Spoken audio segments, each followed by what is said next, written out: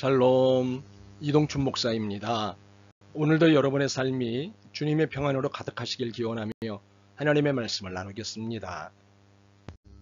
오늘 주시는 말씀은 누가복음 6장 46절 말씀입니다.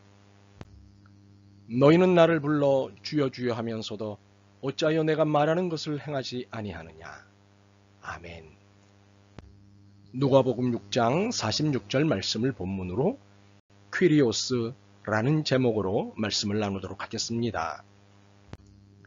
헬라어의 퀴리오스는 노예들이 자기 주인을 가리킬 때 쓰던 말입니다. 그런데 이 말의 첫 글자를 대문자로 써서 로마 제국을 통틀어 오직 한 사람만 가리키는 말이 되었습니다. 로마의 황제 가이사에게만 해당되는 말이었습니다. 그래서 공무원들과 군인들이 거리에서 만나면 가이사가 주인 퀴리오스이시오 라고 인사해야 했습니다. 그러면 옳소, 주님은 가이사시오 라고 대답하는 것이 상례였습니다. 이 때문에 그리스도인들은 고민에 부딪혔습니다. 가이사가 주님이시오 라는 인사를 받을 때 어떻게 대답해야 하나에 대한 고민에 부딪혔습니다.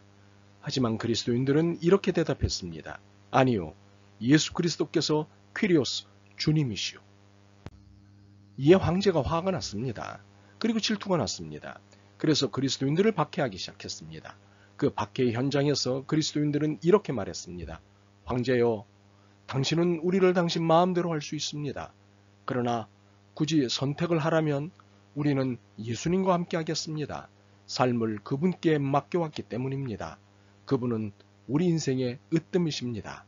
그분은 우리를 다스리시는 최고의 권세이십니다.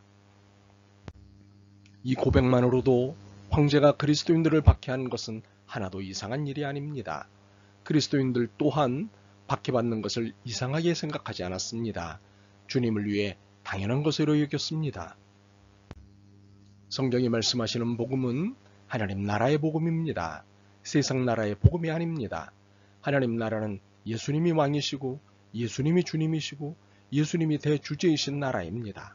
예수님이 중심이십니다. 그래서 하나님 나라의 복음은 그리스도 중심의 복음입니다. 그런데 많은 이들이 그리스도 중심의 복음이 아닌 다른 복음을 듣고 행하고 있습니다. 입으로는 그리스도 중심의 복음인데 실제로는 인간 중심의 복음을 듣고 행하고 있습니다. 너희는 나를 불러 주여 주여 하면서도 어찌하여 내가 말하는 것을 행하지 아니하느냐. 참으로 하나님 나라의 복음이 마구잡이 박앤세일이 되어 싸구려 복음이 되고 말았습니다. 이런 소리를 들어보셨을 것입니다. 예수님을 영접하면 예수님이 여러분에게 기쁨과 평강, 건강과 부요를 주실 것입니다. 예수님이 여러분의 마음의 문을 안타깝게 두드리고 계십니다. 마음 문을 여십시오. 그분이 문 밖에서 추워서 떨며 서 계시는 모습이 보이지 않습니까? 얼마나 가엾습니까? 그분에게 문을 여십시오. 여러분이 예수님께 작은 것을 드리면 2배로 갚아주실 것입니다. 과연 이런 말들이 맞는 말일까요? 예수님은 우리를 영접하시는 것 아닌가요? 예수님이 우리의 자선을 받아야 하시는 분인가요? 예수님은 내가 무엇을 해드리는 것을 봐서 하시는 분인가요? 이는 복음을 예수님 중심으로 생각하는 것이 아니라 나 중심, 인간 중심으로 생각하는 것입니다. 복음을 알라딘 램프 정도로 여기는 것입니다. 램프를 흔들면 원하는 모든 것을 얻을 수 있다고 믿는 것처럼 말입니다. 이런 것을 보면 카를 마르크스가 종교는 민중의 아편이라고 비판한 것이 틀린 말이 아닙니다. 마르크스는 하나님 나라의 복음이 사람들에게 하나의 탈출구가 되고 있다는 것을 간파한 것입니다. 고백하건대 목사인 저는 예배를 준비할 때 예수님보다 여러분을 더 염두에 둡니다. 이 찬송을 부르면 교인들이 좋아할까? 별로라고 생각할까? 세 곡을 연속해서 부르면 지루해할까? 은혜 받았다고 할까? 찬송을 서서 부르자고 하면 피곤해하겠지? 손들고 손뼉치자고 하면 싫어하겠지? 설교의 유머를 적당히 넣어야 재밌다고 하겠지? 오늘 예배가 좀 길어지네. 교인들이 지루해하겠는데. 언제부턴가 여러분이 제 목회의 중심이 되어 있습니다. 여러분 때문에 이것을 하고 여러분 때문에 이것을 하지 않고 죄송스럽게도 목회를 예수님을 위해 하는 것 같지 않습니다. 우리가 왜 이렇게 되었을까요? 우리의 모든 것은 무슨 일이 있어도 예수님 때문이라는 예수님 중심의 사고와 행위를 해야 합니다. 내가 좋아하니까가 아니라 예수님이 좋아하시니까로 바꾸어야 합니다. 내가 좋아하는 것은 신념이고 예수님이 좋아하시는 것은 신앙입니다. 우리는 신념이 아닌 신앙으로 사는 사람입니다. 말씀을 선택적으로 순종하는 사람이 아니라 말씀대로 순종하는 사람입니다. 우리 중 누구도 말씀 앞에 선택권을 가진 사람은 없습니다. 우리는 말씀에 순종할 수 있을 뿐입니다. 이것이 예수님 때문에 사는 삶입니다. 세무서장이었던 삭개오는 예수님을 만나기 위해 애썼습니다. 그리고 드디어 예수님을 만났습니다. 이때 예수님이 삭개오에게 하신 말씀이 이것입니다. 삭개오야 내려오라. 내가 오늘 내 집에 머물겠다. 예수님은 삭개오에게 선택권을 주지 않으셨습니다. 명령하셨습니다. 이에 삭개오는 순종했고 믿음을 보였습니다. 자신을 예수님의 주님 되심 아래 복종했습니다. 우리는 자주 선택의 자유라는 딜레마에 빠집니다.